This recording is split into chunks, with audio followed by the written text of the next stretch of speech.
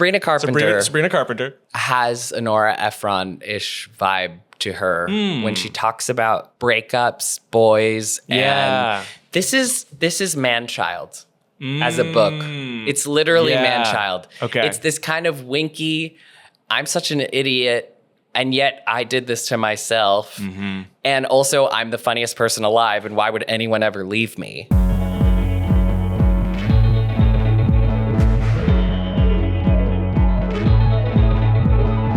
Welcome to Shoulda Books, the podcast about all the books you should have read by now. My name is Jonathan, and today I am talking to Ash Perez.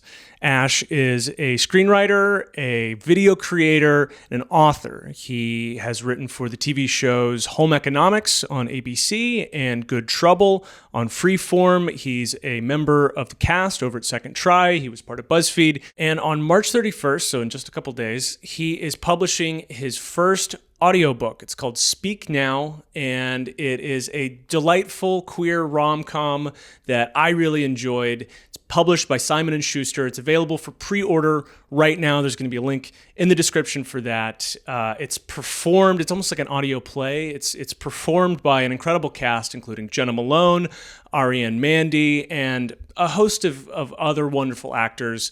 And I talked about this book with Ash. I also talked about, obviously, the 3 books that he thinks everyone should read.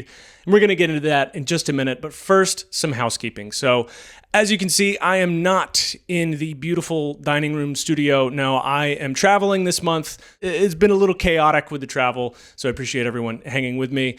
The ballot of books, if you are listening to this right when it comes out, the ballot of books for Q2 closes tonight. So on March 26th, 11:59 p.m.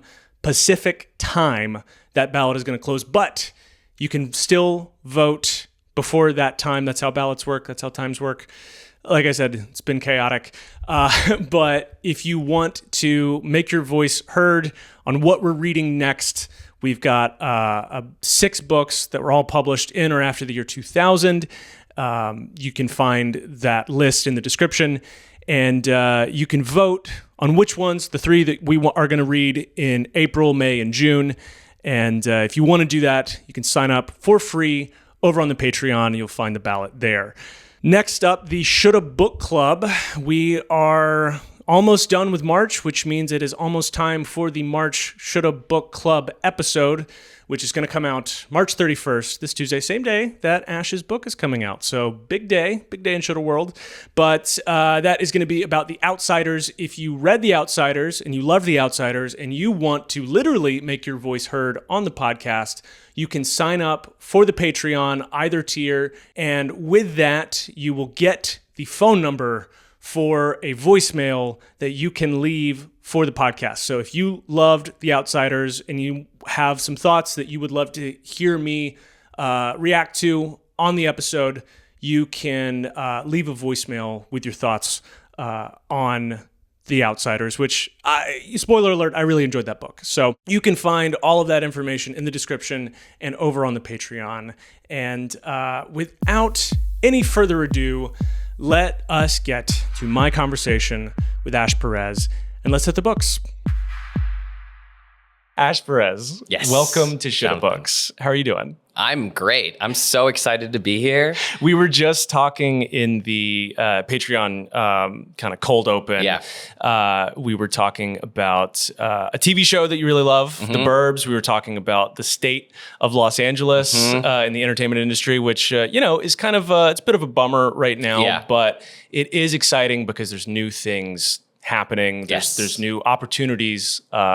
It's like, the metaphor of like a forest when an old tree falls, there's a gap in the canopy and something can grow into that gap. And so I think that like this is a time where that could happen. But you have written an audiobook. Yes, I have. You have, and I listened to it. And you listened to it. I really enjoyed it. You're one of the first people who's listened to it. Am I really? There's probably been, 15 people who have listened to it yet. Okay, we're a rarefied company. Rarefied air. What did you think? I don't read a lot of romance. Yeah. And so it was like it was refreshing in that just like, Oh wow! Like it's a cozy story. It's called Speak Now. Yes, and it's about a chef in Big Sur who she's about to get promoted to be head chef of this really nice restaurant, and who walks in the door but her ex-best friend who she had feelings for. Yes, and her ex-best friend is there getting engaged, getting proposed to. Yes, by this rich guy. Yeah, a real estate developer. Yeah. And the rom-com goes from there. Yeah, that was a great summary. Oh, thank you. You really listened to it. I did, yeah.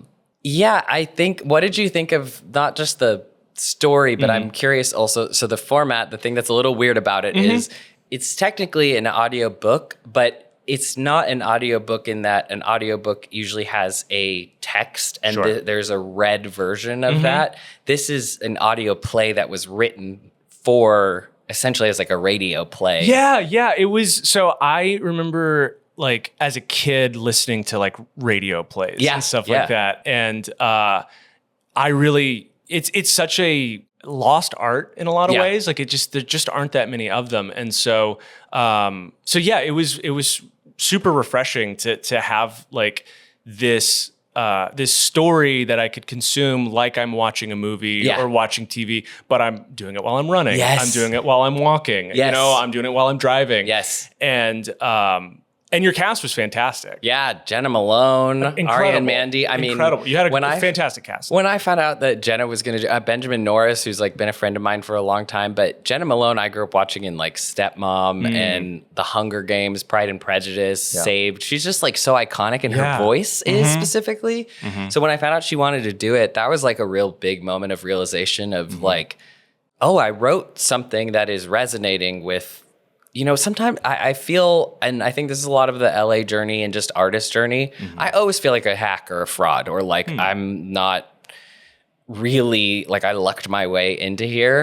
And so having those moments of just like, oh, this is a real person who's not doing me any favors. They just like it. They're just, and want to act in it. Yeah. And I got to co-direct it too. I was going to ask, there's one of the questions I wanted to ask, if you got to like give direction and be in the room as everyone was recording. What was that like? Oh, it was incredible. Like as somebody who has been craving making things again, to be able to direct, and I was in every single recording session. Wow. Only a few of them were in person. Jenna's was in person, just in Burbank, literally down the street from my house. But I worked with a director at Simon & Schuster. Her name's Allison Light. She's incredible, and she knows all of the like the production stuff of this, but being able to give like the notes for the characters and stuff was great. It taught me, it reminded me that I like doing that and I want to do it for rom-coms. And it was such an interesting process because, you know, I would literally just be listening with my eyes closed too, because what you're mimicking and what you're getting is what the viewer is going to get, which is all audio. Right. So there's a lot of moments, like formatting I had to change. It was originally a screenplay idea. And like in terms of VO for a rom-com, it's very, it's a big important part of rom-coms. The other big important part is like stolen looks between each other. But how do you, and in montages, how do you do that visually? Or how do you do that auditorily? Right. So the convention of, the VO ends up being the voice memos, which since she's a chef, she doesn't journal. She just does these voice memos as a way to kind of like get her thoughts out while she's cooking. And that actually became part of the story. It like unlocked a piece for me. So as just a writer, I love writing in different mediums. This felt like such a fun challenge to think about how can I take these tropes from rom-coms, books and movies, and put it in this format that like hasn't been done in a long time. It's not new by any means. Yeah, no, it precedes television. Yes, exactly. But it hasn't really been done in the last 10 years. There were some podcasts that were starting to do it, but just the whole conception of it was to fit the format and to best serve the format, which I really liked. Well, I'm very curious what some of the influences were on this. And I'm curious if maybe Some of them are here in the books that you brought, because you brought 3 books. Yes. You think everyone should read. Yes. Before we get into those, though, I do have to say that I got you a book. Oh my God, what? And we'll open it at the end of the episode. Oh, wow. But yes, I think you're going to like it. I can't wait. I think it's going to tie in. We'll see. Yeah. We'll see. But it's something I've read that I really loved. And, Well, I love presents, so. Well, hey, you know what? Everybody wins.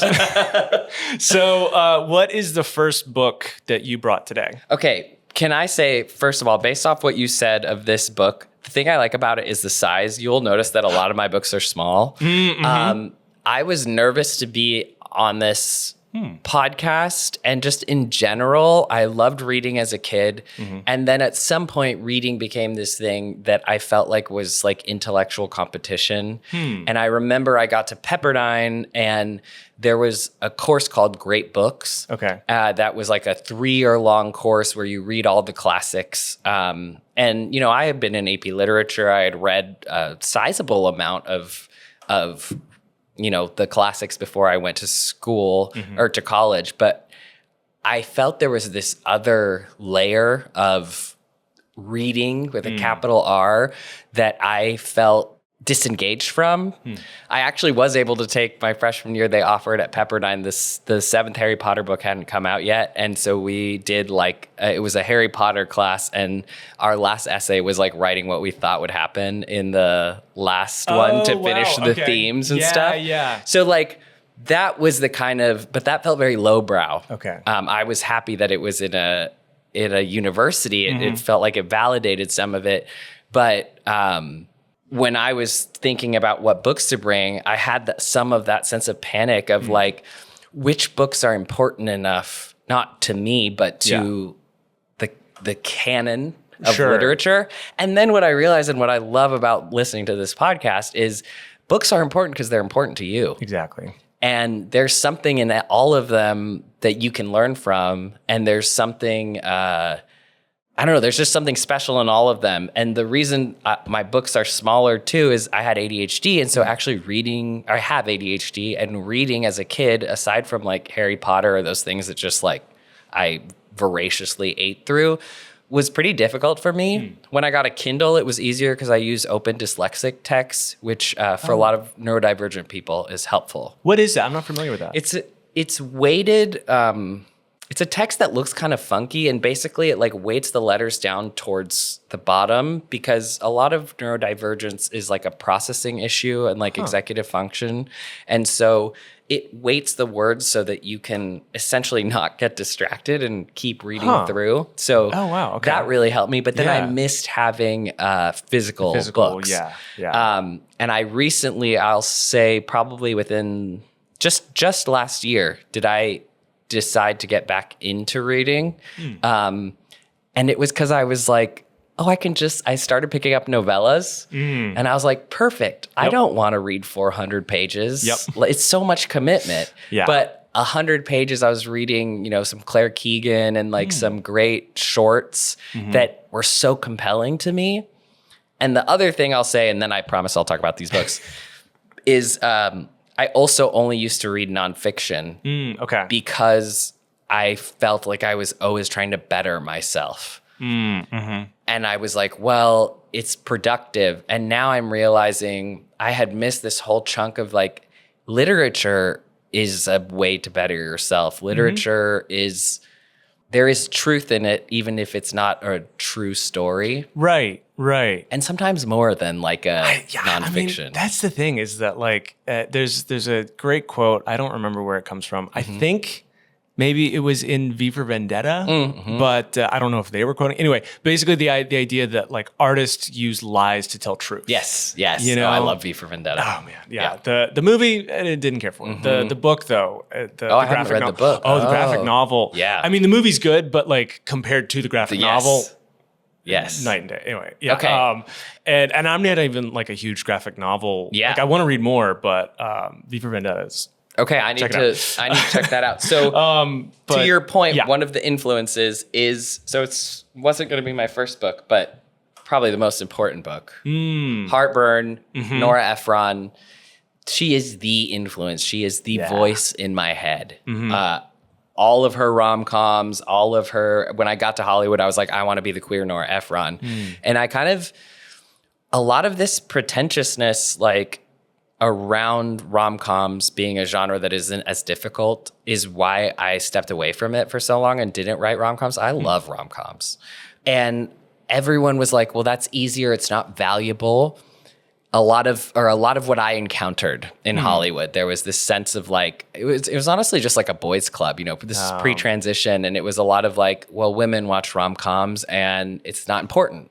But like, you know, what's important is violence. Yeah. Like Once Upon a Time in Hollywood, right. Or Paul Thomas Anderson. And I love Paul Thomas Anderson, but there was very much, I felt just like, women write things for women and those aren't art. Right. And so I really stepped out of the genres that I loved into trying to consume art and read art, which is a lot of like old dead men. Right. Yeah. You know? Yeah. That's the Western canon or whatever is like, it's all just like old dead guys. Dead, mostly white guys. Yeah. Like cis guys. Like, you're not reading any like transformative, you know, until you get to like Harlem Renaissance and that starts becoming part of the mainstream of the American canon. But Nora Ephron is the be all end all. And she's mainly known for her movies. You've got Mail, When Harry Met Sally, Sleepless in Seattle,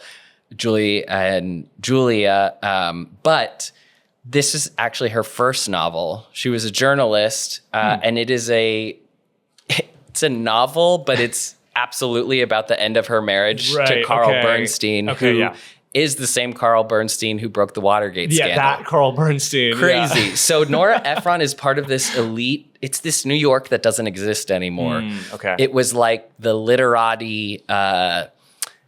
She lived in New York and Washington. She was a journalist for for Newsweek in the beginning, and like all when it's like when women just started wearing pants and like, you know, that was like when she like came up in all of this. And it was in television, it was only like Barbara Walters who was doing that kind of thing. And she was one of the writers who was writing those kind of pieces. Yeah.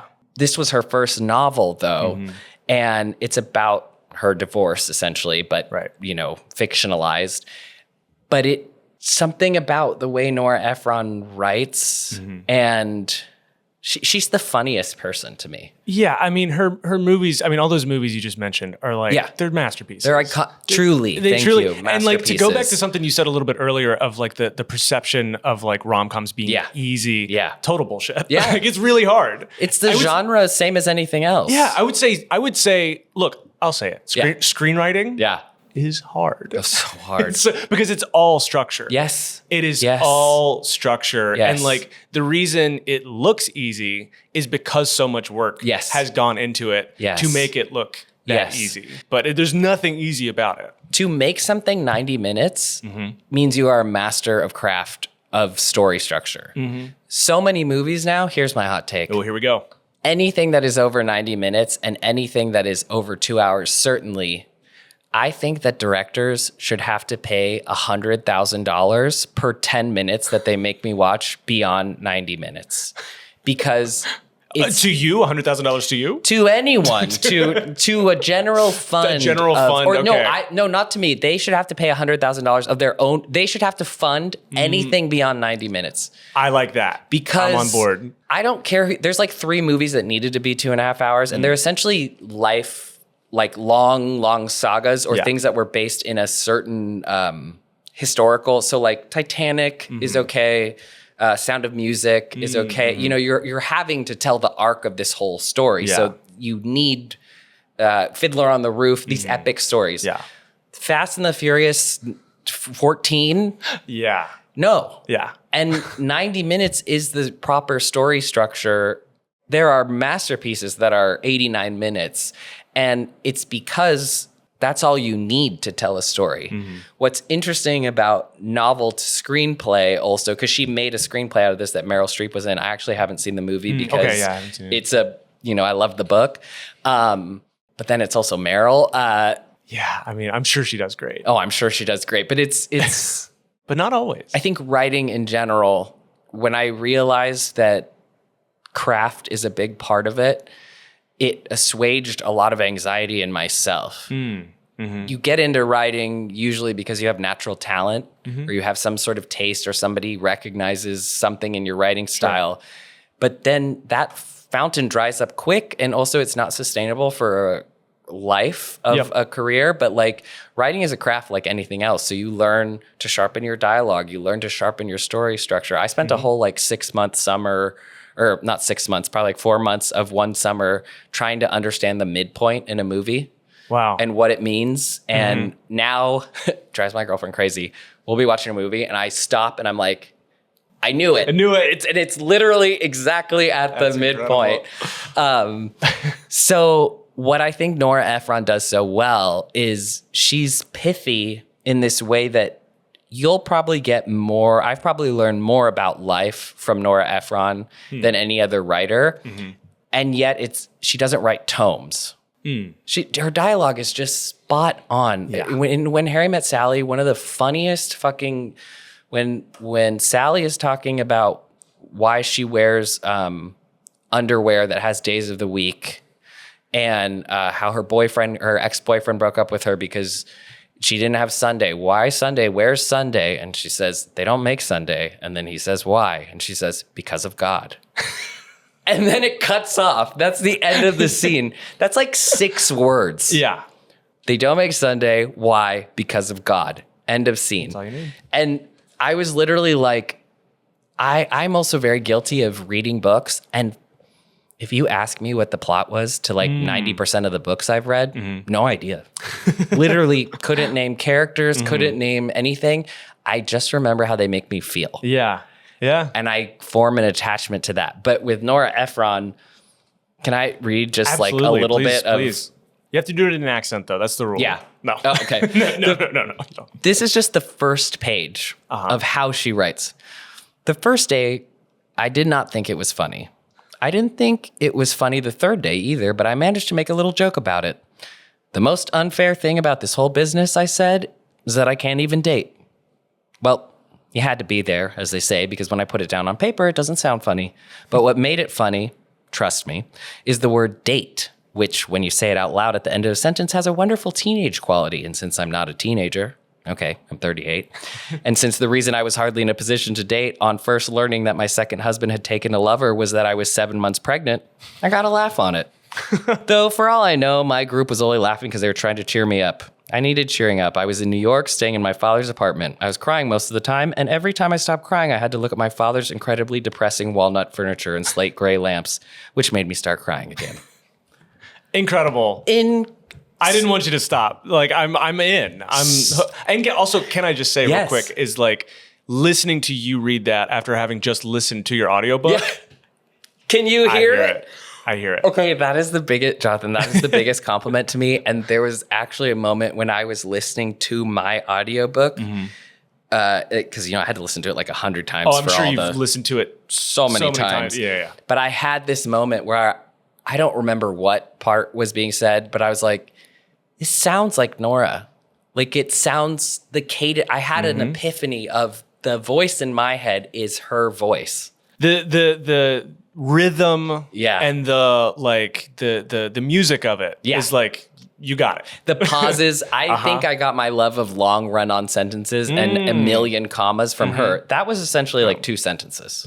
Oh, God. What we just read on that page. Because she has these thoughts and then thoughts within thoughts, and then she keeps going. But it works. And yet it's still pithy somehow. Yeah. That's great. Yes, this is a book for the ages. And it's so quick. I first read it probably in my late 20s on a beach in Hawaii. It's not a beach read, but it totally is.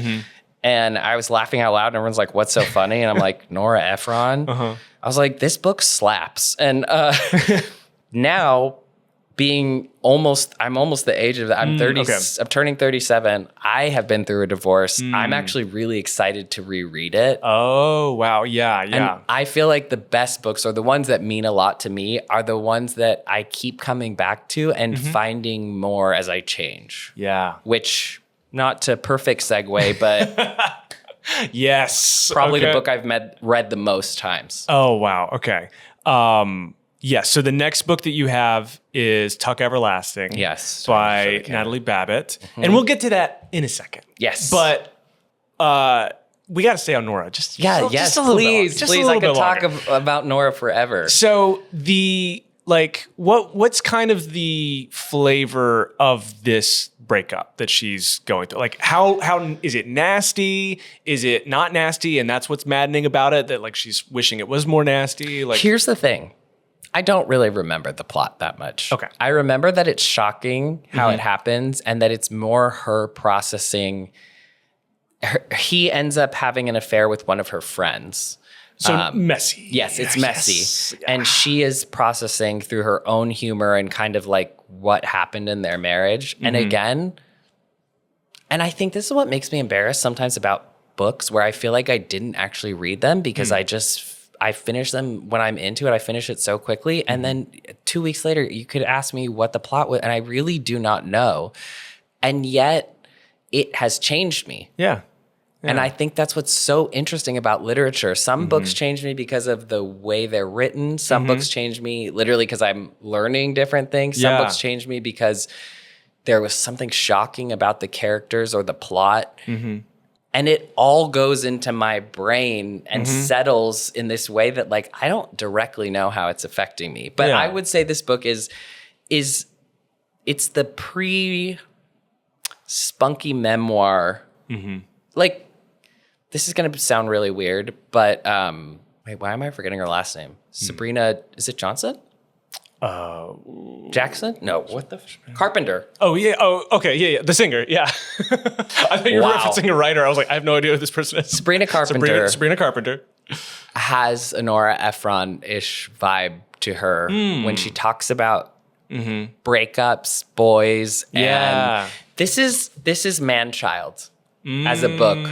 Okay. It's literally man-child. Okay. It's this kind of winky, I'm such an idiot, and yet I did this to myself. And also, I'm the funniest person alive, and why would anyone ever leave me? Right. Yeah. It's man-child. It's got that vibe. And I think there's a lot of women who maybe don't, certainly a lot of people who haven't read Nora, and she also writes incredible essays. I would go look through her. She wrote this series of essays called I Feel Bad About My Neck, about aging and how women, you can't hide your neck. That's where the quote comes from, right? There's the famous quote of what the face is the lie, the neck is the truth. Yeah. Right. Okay. So that's what, There's that. And then she wrote another one called Crazy Salad, I think, and other thoughts. Like she just, Nora likes to wonder and think about things and think about life and living in this way that I enjoy. Yeah. But I also I read Mary Oliver poetry because she's also thinking about life and living. But Nora's doing it with like a New Yorker, like, get out of here. You know, like right. There's a worldliness. There's kind of a like a playful jadedness, maybe. Yes. Exactly. Yeah. And that's the she's just unlike any author that I've read, and I would highly, highly recommend reading her. Yeah. Also her screenplays, I have it in like the text versions. Oh, cool. Okay. Because reading her screenplays is also incredible. It's a language of its own. Yeah.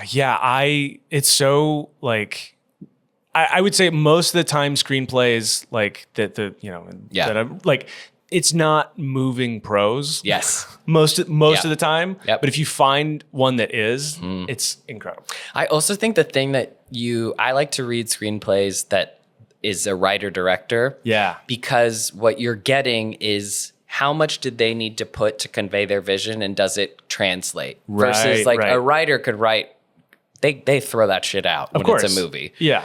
But to have a writer and a director, another great screenplay to read is Little Women by Greta Gerwig. Oh, yeah. I mean, I love that movie. Yes. But the way she writes the dialogue, the way she literally cuts off each word, it's like a music composition almost.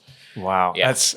I had an audition the other day that I got the side. I almost turned it down because the side, like, it was overlapping dialogue. Yeah. So 2 columns of dialogue for like 3 pages in a row. Oh my God. Like without a break. Yeah. And it was just, and I was like, and it was cut up with like parentheticals of like, this is what you're thinking. Yeah. You know? God. And it was just like, so literally what I did was I took a Sharpie and I redacted, I printed it out. And I just, redacted all the parentheticals, all that. And then it was like, okay, now I can. What is this guy actually trying to say? Right. Yeah. And I was like, okay, now I can actually kind of make sense of it. Yes. And so I got through the audition, but I was so incensed. Yes. Of just like, have you read a screenplay before? Yeah. Like, anyway. Maybe it was Amy Sherman Palladino because that's like Gilmore Girls talk of like, oh yeah, you know, that cadence. No, this was. You're like, it was not. Have you? I'm curious about like. Have you heard of this book? Have you heard of Nora as a writer versus as a... Definitely, I've been wanting to read this book for some time. Yeah, great. Definitely. I've had a lot of people recommend it before. Okay, it's a great read. Yeah, no, I want to. And I think it's also a great read in like, again, it's like watching Sex and the City again now, and I'm finally their age. It's a whole different experience. Right. Yeah, there is something to that of like watching something when you're younger that is like, people are at an age, like it's just... Your perception of age as you age is is endlessly fascinating to me. Yes. Of just like the age that I'm at right now, when I was 21, I would be like, oh my God, that's so far away. And it's like, it comes up on you so quick. I remember listening to What's My Age Again and them talking about being 23. And I was like, I'm never going to be 23. Right. No one likes you when you're 23. I can't wait to be 23, but I'm never going to be 23 because I'm 16. Like, yes. Oh my God, it's never going to happen. Yeah. And then now to read like, okay, I'm 38. I'm like, I'm still not that age yet. And so I also think what's great about stories is who do you relate to when you watch them again? You know, when I watched Sound of Music the first time, I was like, which kid am I? And now I'm like, oh, I really relate to Maria, or I relate to the captain, or the struggles that they're going through in their life, you know? The real kind of kicker is when you start to like sympathize with the parents in like Disney movies, where you're like, well, look, the dad in The Little Mermaid has some points. Yeah. You know, he's like, Ariel needs to get her shit together. He's a dad who loves his daughter, and he wants what's best for her. So I get where he's coming from. My best example of that was Princess Diaries 2, notoriously written by Shonda Rhimes, the Shonda Rhimes. The Chris Pine character, spoilers for anybody who hasn't watched Princess Diaries 2. She ends up with him, and he's like the rugged whatever. I watched it again, and the other guy's just like sensible and so good. And I'm like, come on. I'm trying. It's been so long since I've seen it. It's the random white British guy. He's like not anyone that you would know, but I was like, him. It should have been him. Yeah, man. And like, even in writing in writing Speak Now, it was interesting to, part of the tropes of rom-coms are servicing the desire for mishaps and for close calls. Yeah. And you have to toe this really specific line between not making somebody so desirable that they root the wrong way. Right. So the whole thing is just endlessly kind of fascinating. Yeah. And I thought you did a good job of like making like, there's no real like bad guys. No. You know, like there's characters, there's flawed characters for sure, and there's people who have flaws. But at the end of the day, you can't. There's no one where you're just like, oh, fuck that person. I hope they fail. I hope that they're get their comeuppance or anything like that. I think it's like, a cop out. Like I know easy. Why we do it in a lot of movies, but for my personal life and love life, like, a happy ending doesn't always mean that it's not messy and there's not a lot of collateral damage and that good people don't get hurt, but sometimes a good person isn't your person. Yeah. And so I'm really excited, like, to keep writing and figuring out how these themes evolve in my own life. Because this book, it partially takes place when they're in high school and then when they're 28. And I feel like I've been needing to write this for a long time because I needed to put to rest that version of myself. And writing it, especially because, post-transition, I can't live that anymore, really felt like a love letter to my past self. Yeah. Huh. Well, I think like, thinking of our past selves, thinking of youth. I think that is a good way into your second book, which we teased earlier, Tuck Everlasting, by who's the other? Natalie Babbitt. Natalie Babbitt. I remember reading this, or rather, my mom read it to me and my siblings when I was probably like, I don't know, 8 or something like that. Yes. And again, a book that, like, I couldn't really tell you the plot. Yeah. But I remember how it made me feel. Yes. How did it make you feel? Well, I just, in opening this, realized I forgot that I do this. So wow. I write the year that I reread books that That's I come so back cool. to because Okay, yeah. I want to know how long it's been. And like this one is very annotated. Okay, and, yeah. That's such a great, for the audio listeners. Yeah, there's on the very, like the last page, Ash has written 2014 and 2022. Yes. Wow, okay. Because I want to understand who I was when I read it. And like, honestly, both of these books, I think Heartburn and Tuck Everlasting, I feel it's time again for me to return to them. Yeah. Tuck Everlasting, I literally, looking at this book, and when I bought it again, because I had an old copy that I lost, I had to buy the old cover that I had because it brings a feeling to me. And it's a wistful nostalgia. Honestly, Tuck Everlasting takes place a lot on a day like today in Los Angeles, where it's hot, but it's also muggy. You know, it's more in a forest. I think it's kind of the East Coast. I don't even know exactly where they are. Forests are so magical. I love fantasy and Rome. Anything that has a forest as its main setting is very compelling to me, which is why part of my book also has a Big Sur in the forest. I think there's something magical about it. It's a small book and it's supposed to be for children, but I think it's one of the heaviest. It's one of the most profound discussions about what life is about. Absolutely. And early on, this is one of the books that has made me feel the most comfortable with the idea of dying and death. And I've since, it was something I was really afraid of as a kid and have since experienced it a lot in my personal life, people close to me dying. And still to this day, I think about Tuck Everlasting of what would actually happen if you could live forever, and would that be as fun as we think it is? Right. So the plot is that this young girl who has like experienced nothing, I think it's in like, it's probably the 1800s, like 1810s, 20, nothing modern at all. And she's this very like kept girl who lives at the edge of a forest that, she's not allowed to go into. She goes in there, discovers family, and she discovers a spring and inadvertently a family. And this spring ends up being something that can give you everlasting life. And this family, the Tuck family, has drank from it, like you find out hundreds of years ago. And now Winnie is part of their story because no one else can know this secret. Right.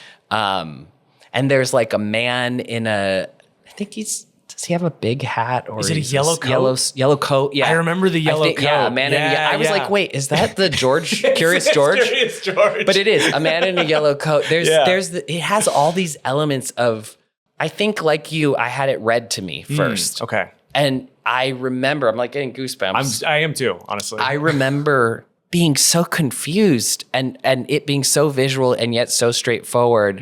And I think, my 6th grade teacher read it to us, and they would read to us right after lunch when we were like tired and coming in from recess. Yeah. And we were allowed to put our heads down. Okay. And just listen and listen to my teacher tell it. And I remember also it's one of the first, it's essentially a fantasy book, but not high fantasy. Yeah, it's very grounded. It's very grounded, and it does it's also a sci-fi book in some ways, because sci-fi is really just asking what if. Yeah. What if this thing happened? Right. And it was my first encounter of like, everything is the same, everything's very real, except for this one magical thing that there's a spring that gives everlasting life. And what I like about it too is like, sometimes, Marvel movies or big superhero movies will do like, what if Thanos existed and you could, that deals with the worldwide ramifications of the snap. This is one family and one girl and one summer. Yeah. It's so good. And it's like the if I remember, it's like the whole kind of crux of the story is whether or not she's going to drink. Yes, because she's in love with one of the boys. Right, she's in love with one of the boys who is immortal, and she wants to be free like they are. And the boys, selfishly, I think part of the story is also it's within the family. They're conflicted about whether she drinks or not. The boys are looking, especially the boy she falls in love with, is, even though he's like 100, which is weird and like a different age gap. But in some ways, I mean, it literally is also about Arrested Development. Yeah. He wants a companion, like selfishly. Right. And he wants somebody to go through life with, much like vampires, they're frozen in time, and time keeps moving and changing around them, and all the people they love are dying, all this stuff. The parents know that like she deserves to grow up and she deserves to keep living and changing. Yeah. And I remember in the movie version, which I didn't like as much, but I there were some elements that I like, and I think they captured some of the tone well. But the dad is talking to Winnie, and he's like, we're basically like rocks stuck on the side of the stream. We don't die, but we don't change or age. And that was the thing that really comforted me about dying, is like exactly what you're talking about, of returning to yourself and aging and being able to look back on your own experience is endlessly fascinating, because we were all of those people, and yet how could we have been all of those people? How could we have changed so much? And everybody wants to live forever, but would you do that if you couldn't change? Right. Yeah. Would you? No, because of this book. Yeah. Because of this book. But I think there was some fear. I always was, I loved history and I love literature, I think partially because I was afraid of dying and not making a mark. And those were two places where I was like, oh, these things live on. Yeah. But what I've realized is that who you are and the essence of who you are, especially if you're an author or an artist, can live on and change someone, even if you don't. And what I love about Natalie Babbitt is that I don't know anything about her. I have no, I don't know what she looks before like. today, if you had asked me who wrote that book, Jeopardy style, literally wouldn't have buzzed in, didn't know it. And yet she has been one of, this book is 39 pages, published in 1975. Okay. Or let's see, cover art was 1975. Let's see I thought you were going to say it was 120 years old. I was like, whoa. No, 1975. 1975, okay. Talking about it is making me want to revisit it. Same. I remember, it was probably the first time of like starting to kind of like have that question put to me of just like, would you want to live forever? I think as a kid, I was definitely scared of dying. Yeah. Still am to some extent. Who isn't? But yeah, I think that, the end is what gives the now the meaning. Yes. Yes, exactly. And so like, I always joke that, how I would accept immortality if I could do it in like 20-year installments. Yeah. And then at the end of that 20 years, I get to choose. I get to choose if I want to re-up or not. That's a good Black Mirror episode. And so it's just like, I would want like, pure immortality is you basically want like a Mario star where you can't die for 20 years at a time. And then you decide when you want to die. Is there a book from your childhood that you have continued to revisit as an adult? That's a good question. Or just a book in general, because people do that with movies and TV a lot, but I don't know how many people do it with books. I don't do it that often. I will say I don't do it super often. I on a previous episode was talking to author Andrew Martin, and we were talking about Hemingway, and I talked about how I read like The Sun Also Rises when I was like 19 or something like that. I was like, oh my God, this book's amazing. It's so cool. I revisited it like in COVID, and I was like, first of all, this book is wildly problematic. Yeah. I'm like, oh my God, like it's so, just choose whatever ism, it's in there. Yeah. But also like, it's so sad. Yeah. And it's so like, it's so interesting how when you're younger, you can read something, and I don't know what Hemingway's intention was. I don't think that he intended his characters to be aspirational. I think he was suffering. I think he was definitely suffering. I think he was a person who, had very intense inner demons and very well documented. But like, when I was like 19, I was like, that sounds so fucking cool. I want to go run with the bulls, There's something sexy about it. Yeah. And so it's so interesting how your interpretation of a character or a situation can just completely 180 depending on like what's happened in your life, And so like I think about that. I think of another book that COVID was probably the last time I like kind of revisited some books. I'm like, there's not enough time. I'm not going to like read all the other read stuff again, but a book that I had really loved the first time I read and then reread it like in COVID was A Visit from the Goon Squad by Jennifer Egan. I haven't read that. It's great. It's on my list. And it's relevant to this because it's a book that is kind of about the ravages of time. And it's about a lot of things, but like that is one of the main things. That's where the title comes from. She probably wouldn't have titled that nowadays because that word has it's changed meaning. But, there's like a refrain in the book of like time is a goon. Yeah. And like time is going to come rough you up basically. And so it was interesting I read that book when I was early 20s and then revisited it later, like late 20s. And parts of it felt more profound and other parts of it were like less impressive. Yeah. Because it's like, just the older you get, the more you encounter things, especially in arts and media. It's like, the less impressed, the harder it is to get impressed. But when you are impressed, it's like, it raises it even more. I think also when you're young, there's a lot of hubris in the way we think. And so I feel like I was drawn to very black and white stories. Okay. Good and evil, or somebody is knowing who the protagonist was and the villain.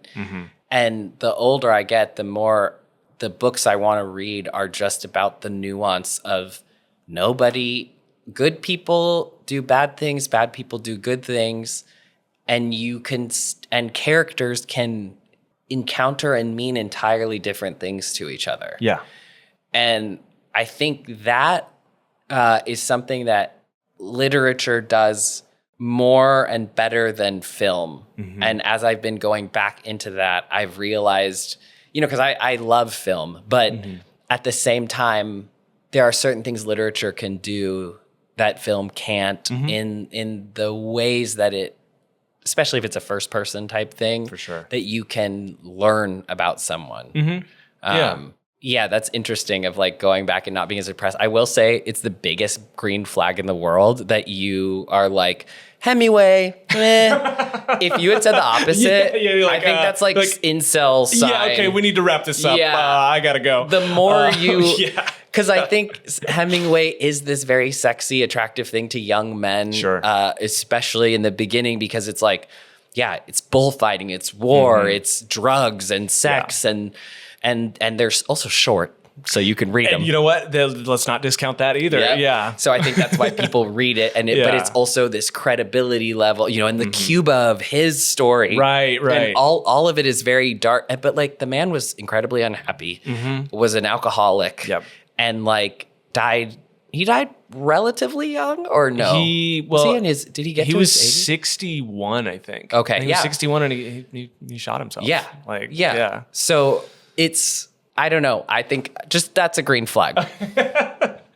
Well, I appreciate it. And I in the spirit of Tuck Everlasting, I would love to stay in this moment and keep talking about this book. But time does move on. It does. It sure does. And we got to get to your last book. What is the final book that you brought?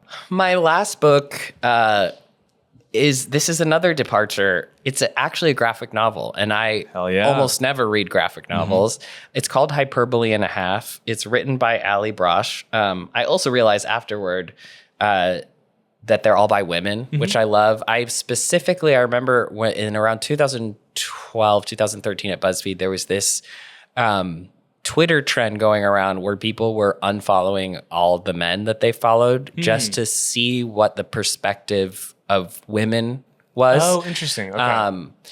And it was during that time that I realized almost everything I was reading, watching, writing was, or reading and watching was almost 99% written by white straight men. Yeah. And I purposefully, even now when I go to the library, it's very, very hard to get me to write something that a cis straight man has read. Mm-hmm. No offense to cis straight men, but I think their language is just the language we've all been raised on. It is the Western canon. Mm-hmm. And so books especially feels like a place that I get to get into the minds of how women are perceiving what's happening around them. Yeah. And Ali Brosh, again, another author that I think I just encountered her on Twitter or this was like during the Tumblr era. It's very poorly drawn. Do you remember this character? Oh, I remember these. Yes. This style. Yeah. Can you hold it up to the camera? Oh, yeah. Sorry, audio listeners. Incredibly poorly drawn. Like her main character, her characterization of herself is this little stick figure in pink. Yeah. With like who looks, there's no gender, no age, no nothing. This book is about her depression, really. It's called Hyperbole and a Half, Unfortunate Situations, Flawed Coping Mechanisms, Mayhem, and Other Things That Happened.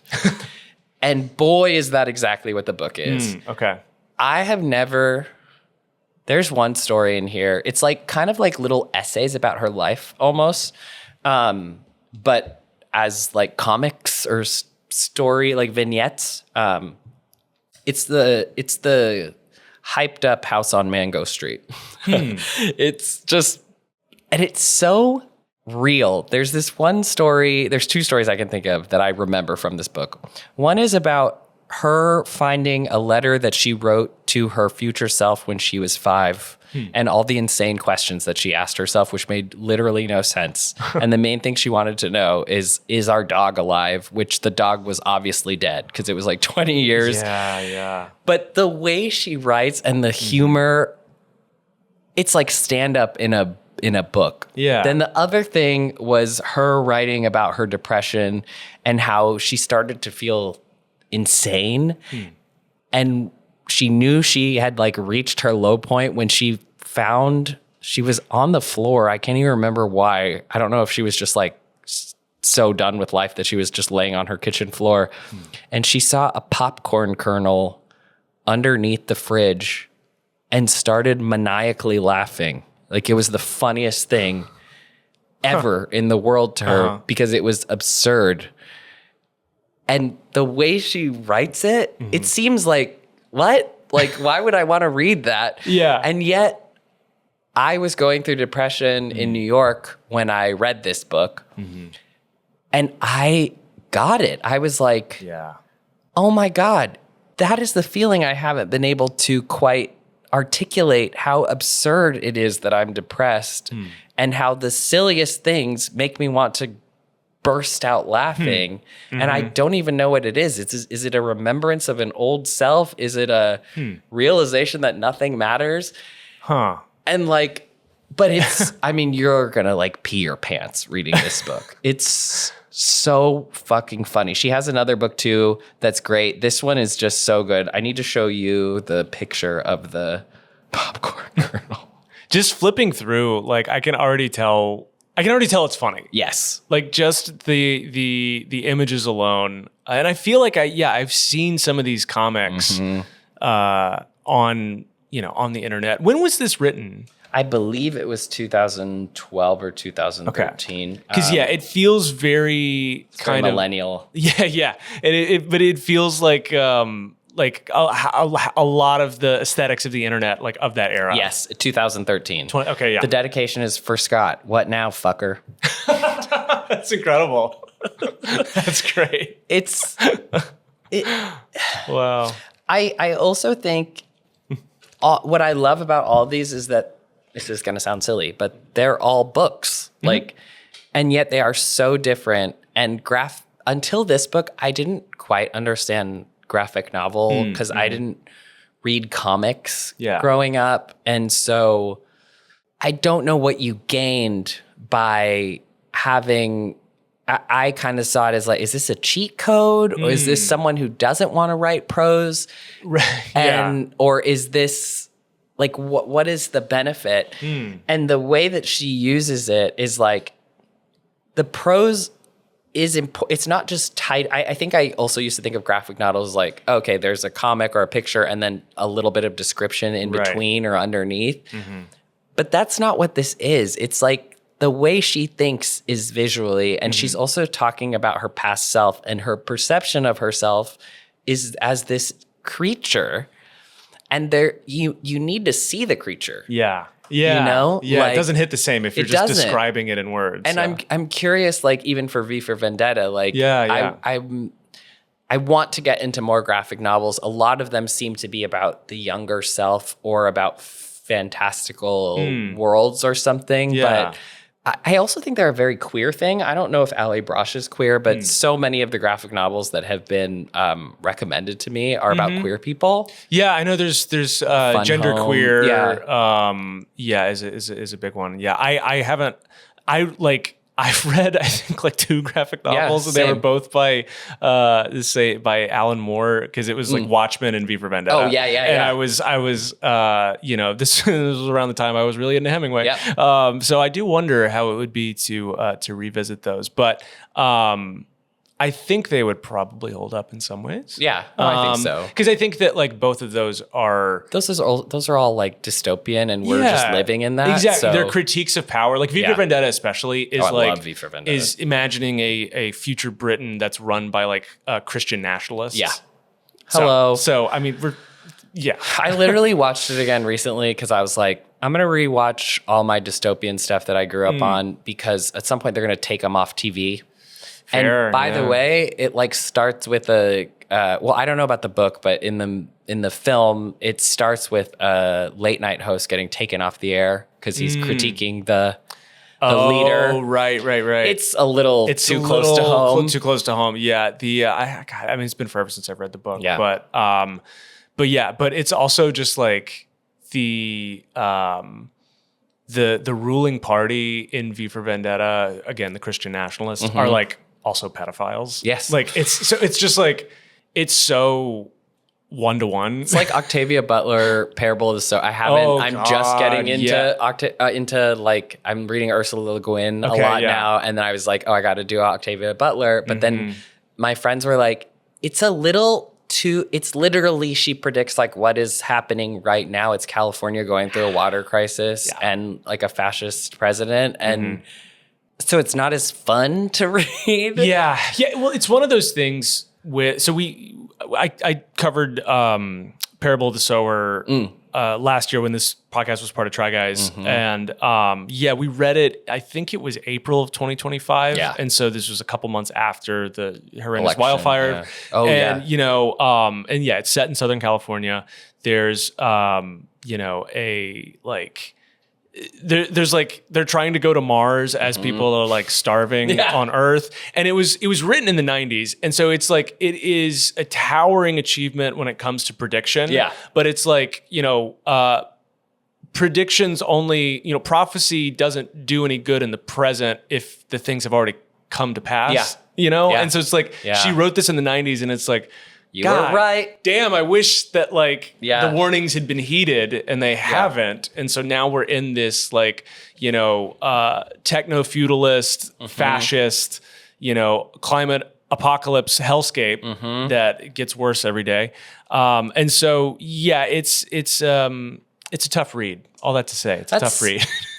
Is there any hope in reading those things though, of like, even in rewatching V for Vendetta, I guess it depends on whether it ends happy or not. Sure. But people don't write those just to be like, doesn't that suck?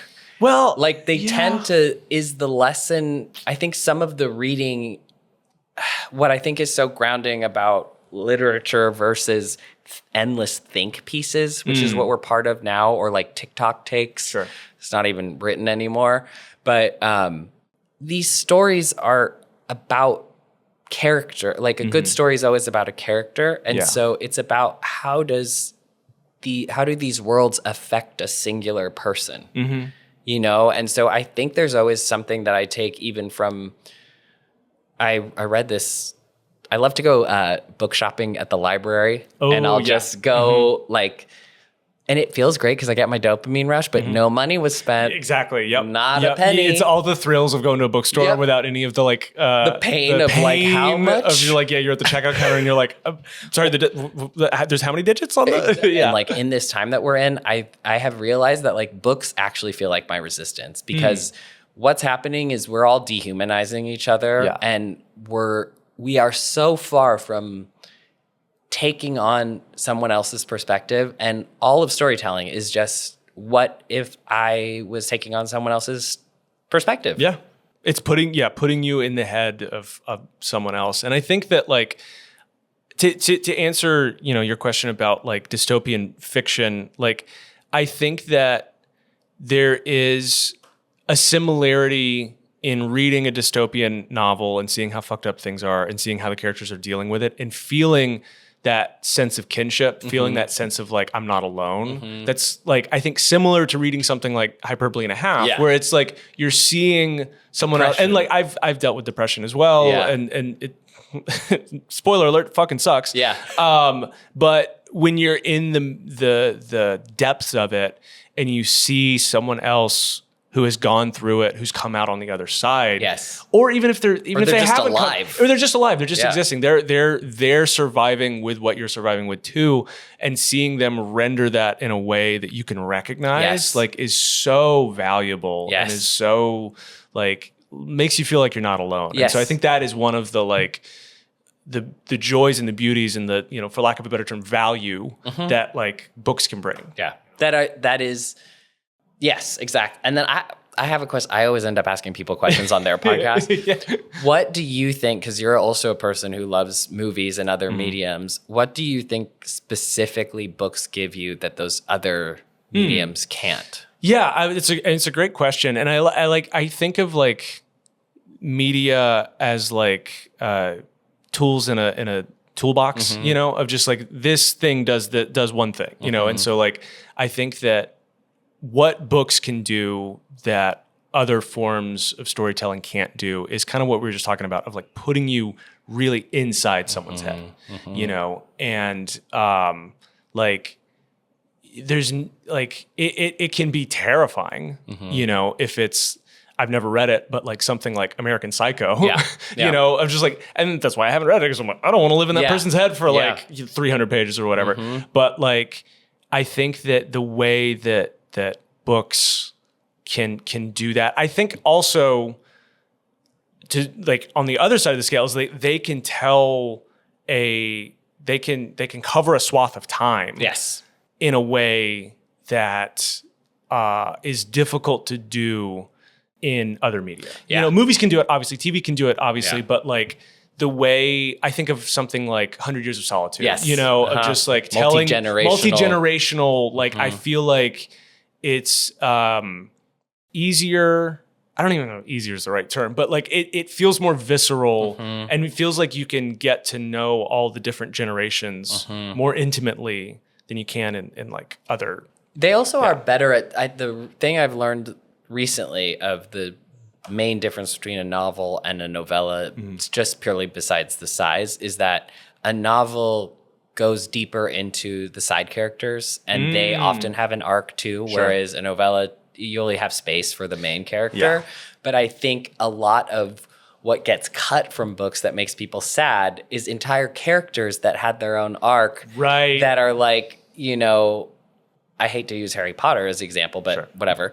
When I was a kid, Peeves is this character in the books that he influences the story and he's funny and he has this different relationship and he's just not in the movies because there wasn't space for him. And I also think that novels can also give you these side characters, a fleshed out side character. In a way that a movie or TV show often has to use those characters as a means to an end for your main character. Yeah. And it's hard to, the world building and obviously that term is obviously, used in sci-fi and fantasy a lot, but and any story you're telling involves world building, and because you're able in a novel to kind of give that space to all those other characters, it makes you feel like you're enmeshed in like a community more. Yeah. But I don't know, what about you? Are there any other kind of things that you think a novel can do that, or a book in general can do that other media can't? You know what it's doing now that I love? You can't half pay attention to a book. It is one of the only forms of, I tend to read before I go to sleep. God bless Partially because it's helped me understand my own body in terms of rest. For some reason, and I mean, we know why chemically and blue light and all this stuff, you're exhausted, but you can stay up until 4 a.m. endlessly scrolling. There's a point when you're reading in which you've read the same sentence 7 times that you're not like, I'm going to stay up till 3 a.m. reading this same sentence. Your brain is literally like, no, we can't process it. And I used to push through a lot, but it's like, that's not the point. The point of reading is to understand, experience, to remember. And so much of our media is fleeting. In this way that is like, it's literally designed to be consumed for 2 seconds and to continue consuming forever and ever and killing our brains. And a book you can pick up, you can put down. I've started taking books. I've traveled a lot alone. I take books now with me on vacations, or if I'm standing in lines, which is also why I don't like to have big novels, because I can pull out a smaller book, that I can jump back into. You wouldn't want to do it with like Anna Karenina. You're whipping out Ulysses at Trader Joe's. And while you're waiting at Trader. Exactly. And I also do the same with audiobooks, but it's like, I find that those two mediums are kind of the last things that I can't be consuming something else. You can't be on TikTok and reading. It's true. No, I think that was beautifully said. I think that we're getting to the end of the episode here. Yeah, I'm looking at my present. Look at your present. Before you do that, real quick, there was something you mentioned in Hyperbole and a Half where she read a letter that her 5-year-old self. And I'm curious if you ever did that, and also too, like, we're on the record right now. Is there something you'd want to a question you'd want to ask? Whatever, you pick the number, but like, that's you can good. Revisit. 10 years from now. 2 parts of that question. Unfortunately, I, as a writer, have always been drawn to ephemera and like pieces of paper. I've kept every single, like, words of affirmation it's my love language. I have kept every single piece of paper, whether it was a scrap, a Post-it note, a coaster, that anybody's ever written something to me on. So I actually have every note that somebody's passed me, and except for, there's a boy in 8th grade who he scorned me, and I burned all his stuff, and that was the juicy stuff. But that's the advantage of holding on to physical things. Yes, because then you can burn them. Exactly. You don't get the same. You don't get the same catharsis from deleting a text. No, blocking is, I think, the closest you get to that. But burning something it's so is primal. like, fuck you. Yeah. What would I ask my future self 20 years? What question? Have you made the thing that you really want to make? And I'm being purposefully kind of, I don't know what it is, but the older I get, the more I am.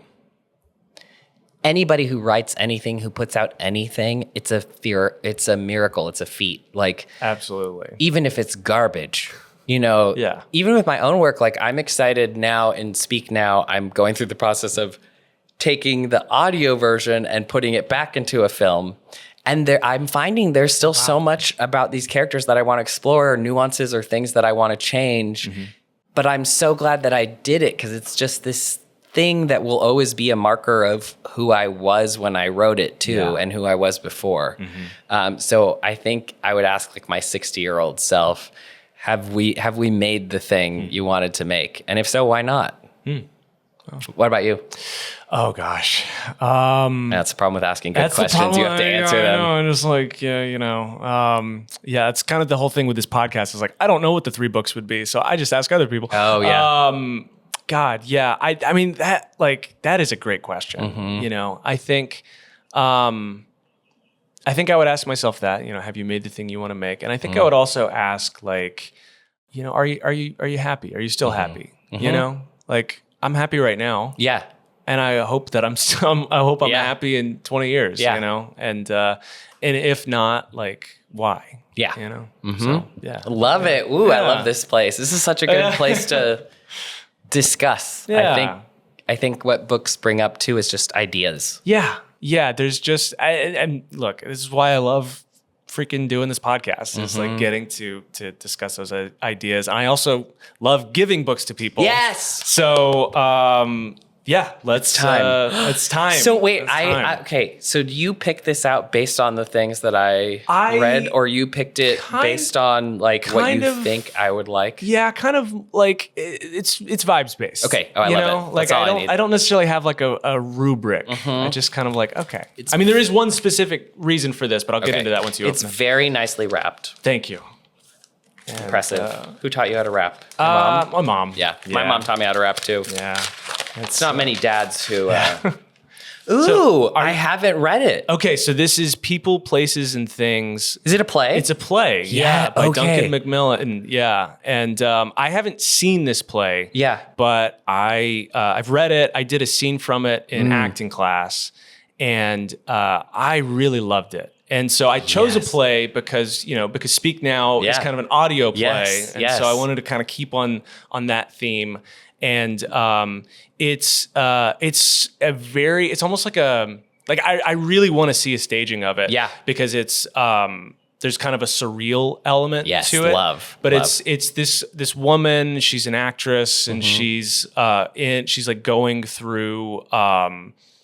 She's going to rehab. So it's like set at a rehab facility.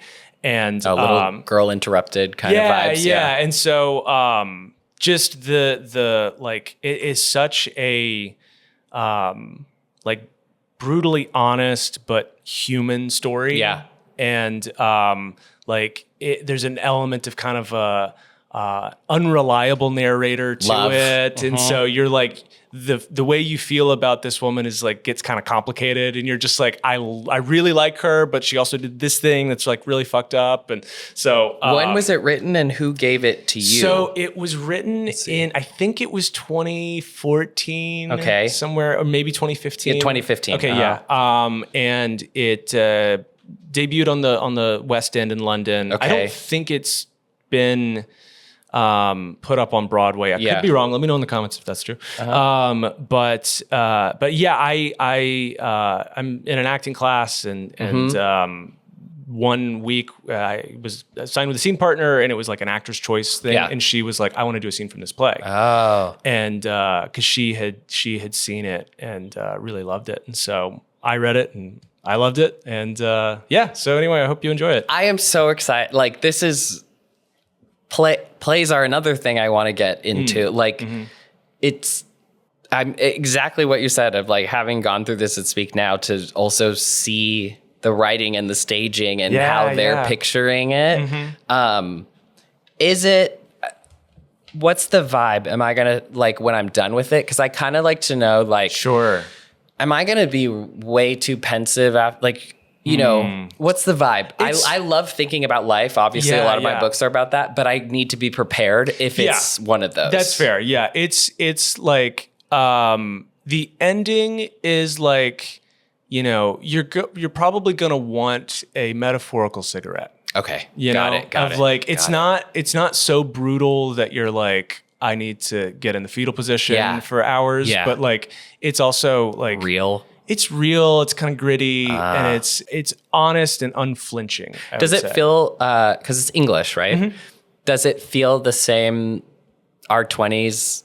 It sounds like she's in her 20s, right? So yeah. Is it the same as the American? Like, or were there things that you were like, oh, that's very a great British? Question. Yeah, there are definitely some Britishisms in it too, and it's also like because she's an actor. There's so much more of a theater culture there. Yeah. Like, people can make somewhat of a living doing like pub shows, basically. Yes. And so like it talks about that a little bit. Because they also have healthcare.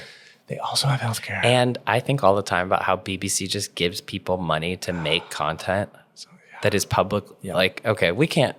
Yeah, we got it. We got it. We got it. I'm going to read it. I'm so excited. I hope you enjoy it. And, have you read any of these? And I'll tell you which one I think you should read next. Okay. So I I want to read all of them. Yes. I've read, I had Tuck Everlasting read to me, a long time ago. But yeah, I mean, I really want to read Heartburn. Yes, Heartburn is great. You just have to read it at some point. It's just excellent writing. I think the Hyperbole and a Half might be an interesting one right now for you. I think we're all in this middle of change of what we exactly started talking about in the beginning of this, of the world's changing, our lives are changing, where are we in this moment, and just having a laugh while getting to think about that too. That does sound nice. Like, this will make you want to eat a bowl of ice cream at the end, and that sounds good. Or eat a popsicle like you're a little kid. Okay. Yeah. Nice. All right. Well, where can the people find you? The people can find me at ashperez.com. That has links to everything. It's way easier than trying to find me at the other places. And then you can find me in your ears come March 31st, 2026 on Speak Now. And I do have a cameo that even most of my friends have not been able to pick up. That was me. Okay. I'm trying to remember if was it in Palm Springs? No. Okay. It was one of the guys in Big Sur in the camping. One of the camping guys. Yeah. Okay, that's great. My line is hot dog. That was you. Okay, that was me. Oh man.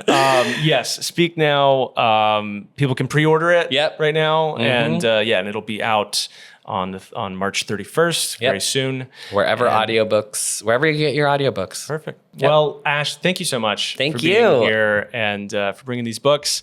And to everyone watching and listening, thank you for watching and listening. And as always, keep reading.